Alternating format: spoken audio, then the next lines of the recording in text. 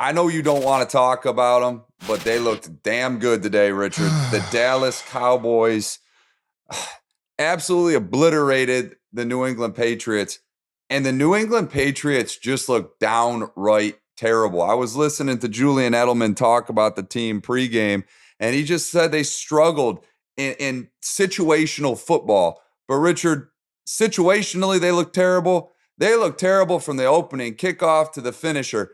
Richard, this team has hit a very, very low point as an organization, and it makes you really, truly wonder what would this organization been like without Tom Brady? Because I don't know what they got going on here, Richard. I'm interested to hear your thoughts about New England.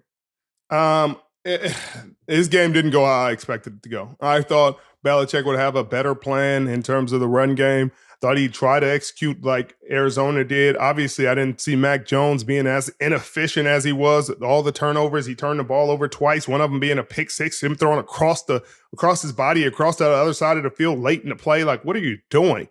And they finally bench him for Bailey Zappi at the beginning of the fourth quarter. But it's like, I mean, it's just terrible football. But give all the credit in the world to the Dallas Cowboys. They played really well in the secondary. Deron Bland had an outstanding game. Was locked down in coverage. Took advantage of his opportunities.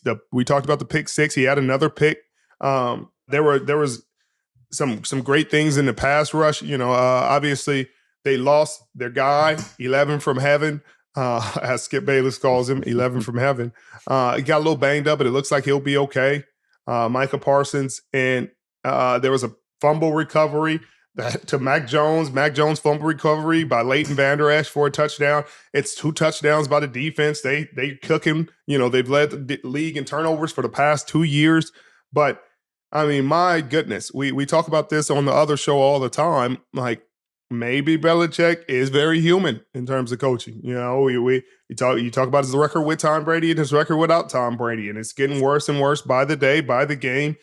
You're starting to see him get a lot of firsts in his career. This is the first time he's been beaten by 35 plus points. And it's the largest halftime deficit of his career. It's just, you wonder, like, what's going on? They lose their 2 best players in the game, Matthew Judon and Christian Gonzalez. Both get injured in the game. Zeke, who I was expecting to have a big, revenge game, 6 carries for 16 yards, not enough. 2 receptions for 6 yards, not enough. No impact at all, really. But then you look on the other side, Dak played really well, very efficient, 28 of 34 for 261 and a touchdown, moved the ball down the field, but their red zone woes continue. Mitchell. They do not execute in the red zone. They were 0 for 3 last I looked. I got to look how they ended the game, but it just doesn't feel like they get down there and can get the job done. And we're going to find out next Sunday night when they play the San Francisco 49ers. We will. I mean, it's their defense, Richard, that is holding this team together. These big splash plays defensively that are leading to these huge blowouts. And, for the Patriots, they just lose their game plan right away, it seems. I mean, this is a team that was hard-nosed, that always would run the ball. You're hardly seeing Ramondre Stevenson making any big plays. I mean, Zeke Elliott against his former team, we already talked about the emotions of going against your former team. I mean, give the guy at least 10 touches, man. He only got 6 rush attempts and 2 catches. But, Richard, this Dallas Cowboy defense is looking very, very good. And I know you know a thing or two about Dan Quinn. We got a new segment to bring up today. It's brought to you by Uber Eats, Rich. And now for our segment brought to you by Uber Eats, the almost perfect defense, where we highlight the NFL defense that put on the week's most dominant performance. Richard, this week, we got to give it to the Dallas Cowboys. We have to give it to the Dallas Cowboys. They held the Patriots to 3 points, sacked Mac Jones twice, forced a fumble, returned it for a touchdown, 2 interceptions, another touchdown. Leighton Vander Esch, Deron Bland, both played really good football. That's this week's almost perfect defense of the week. And remember, you can order almost anything you want with Uber Eats, the official on-demand partner of the NFL. Order now. Something magical happens when the third quarter ends and the fourth quarter begins. The energy changes. The fourth quarter is where games are won, where champions are made. And in business, It's where sales teams become legends. That's why HubSpot built Sales Hub to give sales reps the deal-making tools they need to win in Q4 and close the year strong. Sales Hub's prospecting workspace organizes your schedule, goals, and to-do list in one place to save your team precious fourth quarter time. Smart sequences help sales reps close deals faster than ever. With an easy-to-use management tool, reps can find, track, and close deals all in one place. Plus, AI forecasting helps you accurately predict future success, which means less hoping for deals and more crushing targets. Put your sales team on the fast track to winning Q4 with Sales Hub. Learn more at HubSpot.com/sales. Football is back. No more preseason games. The regular season is here. While we all love watching our favorite teams on television, there is nothing better than being at a game live and in person. And the best way to get tickets to any of these games is on Game Time, the fastest growing ticket app in the U.S. For last-minute amazing deals on tickets to see your favorite football team this September, download Game Time. And it's not just football. Game Time has tickets to baseball games, concerts, and even comedy shows all over the U.S. Download the Game Time app and redeem code SHERMAN for $20 off your first purchase. Terms apply. Again, download the Game Time app and use the redeem code SHERMAN. That's SHERMAN for $20 off. No matter where you live, get out and have some fun this week. Download Game Time today. Last minute tickets, lowest price guaranteed. Oh, Mitchell. What happened in Denver? I could not understand what I was seeing. I mean, they were getting blown out. It looked like all was lost, and Justin Fields had finally arrived. Justin Fields that everybody was so high on coming out of Ohio State had finally arrived. Almost perfect 17 for 17. He had 3 touchdowns. He was rolling. They were up 28-7, and then they were not. Yeah, it's demoralizing when you look at Justin Fields and the way he's been playing all season, and maybe he's not the guy, but then he just goes out and puts up 335 yards, 4 touchdowns, has 132-plus passer rating. You know, he did turn the ball over a couple times, but Richard, this guy went out there and played one of the best games of his career, and they still can't get a win.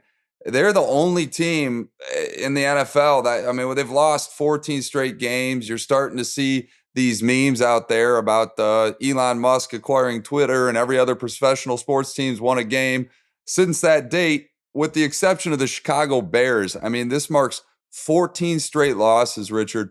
The one silver lining in this game for them is they do hold the top 2 picks in the draft. So Caleb Williams, maybe Justin Fields won't be there for long, but I don't know if he's necessarily the problem. But let's talk about the Broncos a little bit. They needed a win. They got it. Russell's looking a little bit more consistent this year. Are you liking his game right now? Mitchell, he's been playing fine. That defense has been absolutely atrocious, and they were atrocious until the second half of that ball game. They came to life. But Russell, 21-28, pretty efficient game, 223 and 3 touchdowns, no turnovers. That's a big game for him. They lost Javonte Williams, and here comes Jaleel McLaughlin, 7 rushes for 72 yards, 3 receptions for 32 yards, and a touchdown. Kareem Jackson gets the game-sealing interception. They looked really good, but Justin Fields played the game of his life. 28 of 35, 335, 4 touchdowns, 1 interception. He had a career high in passing yards and passing touchdowns. He got his boy DJ Moore the ball early and often, 8 catches for 131 and a tug. Khalil Herbert looked good. Everything looked good. Where is the defense? The Chicago Bears left their defense at home in the second half, and that's why they lost the game. They had a chance, Mitchell. They had a chance. They were on Denver's 18, 4th and 1. Could have just kicked the field goal, went up 31-28. And then Denver would have came down and tied it. Maybe go to OT and find a way. But they went for it. They didn't get it. Denver drives down the field, kicks the field goal. You get another shot at it. Justin Fields throws his first interception of the game to Kareem Jackson. So again, what's going on? What's going on with the Chicago Bears? Eberflus is it's starting to seem like he's not the answer in any way. But we got to see both of these teams. We got to see the Bears and Commanders this Thursday in Washington, D.C. Mitchell, I got the Commanders with how they played against the Super Bowl runner-ups in the Philadelphia Eagles. I got them winning this game. I hope Justin Fields keeps playing how he does. But if they have the 1 and 2 picks, I expect them to be playing for a different team next year, Mitchell. I and a agree. new head coach. I agree with you on that. The Bears remind me a lot of the Detroit Lions years ago. That the same old Lions mantra was created. No matter how good they played, they always found a way to lose the game in the fourth quarter, and that's what happened here. I mean, this, fumble for a touchdown, and this team, and then, like you said, not making the right decisions, kicking the field goal, going up 10 points instead of going for it. But Richard, you're going to have fun in Washington with this game next Thursday, I have a feeling, man. But right. It was so fun. Join us on Thursday night, and let's pray. It'll be a good game. Commanders look halfway decent. We got a big game tomorrow night. The Seattle Seahawks, your Seattle Seahawks, are on the road against the Giants. Saquon is doubtful for the game right now, last I saw. Richard, Vegas has got this at about a 3-point line right now in Seattle's favor. What do you think the outcome is going to be tomorrow? I mean, I got to think that Seattle's going to come away with this victory, but the Giants are tough, man. So what do you think?